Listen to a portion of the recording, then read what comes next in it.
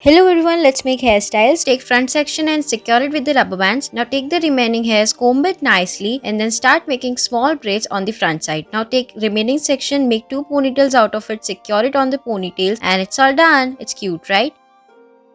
So for the next one, you have to take the front portion of your hairs and then pull it nicely and gently with the help of it and it will look like this. Now braid it into two sections, then take the braids and pull inside out the braids as shown in the video. Secure it properly and then make sections of it and it's all done.